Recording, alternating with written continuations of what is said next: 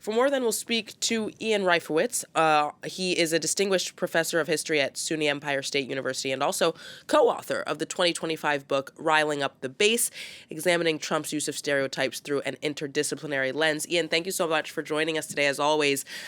So like I said, there's nearly a year to go until the midterms. That is a lot of time. But how big of a deal do you think these latest polling numbers are? Well, I think they're important. It's certainly better to be above water than underwater. Trump is significantly underwater.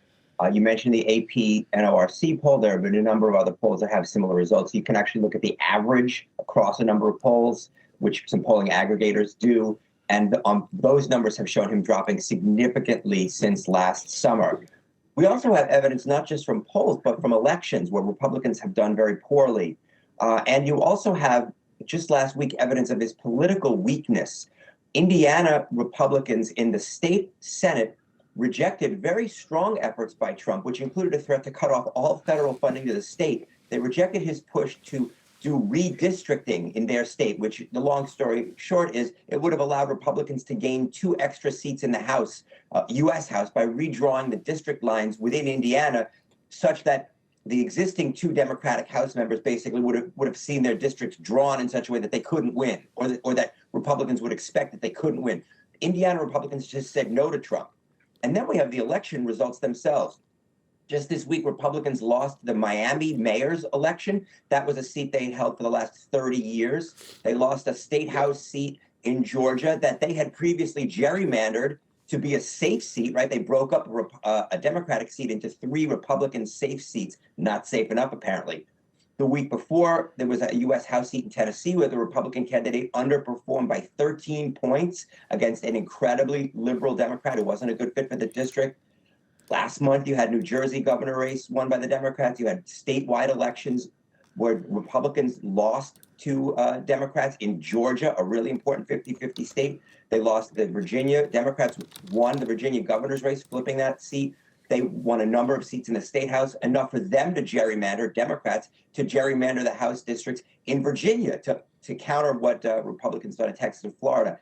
Just overall, and this is amazing, of all the state legislative seats up this year, Democrats have flipped 20% of the Republican-held seats. Republicans have flipped 0 Democratic seats. It's not going well for Trump's party. So, Ian, what do you think is driving the decline in support, especially because I think that you could argue, with foreign policy aside, the Trump administration in many ways is doing exactly what it said it was going to do, especially on things like immigration. So is it simply the affordability crisis, or is it much bigger than that? Well, one of the things he said he was going to do was bring down prices, right, the affordability crisis. He ran on that. He ran against Biden and later Harris on inflation, and inflation has remained at the same level it was when Biden left office, roughly about 3%, the level that Trump said was intolerable. And people can see that and they can feel that. His level of support or lack of support on the economy is even lower than his lack of support or his low support on immigration, where he's still, according to most polls, underwater, under 50-50, but it's not as bad as on the economy. And that really is about affordability and inflation, and it was what he ran on, and he hasn't delivered.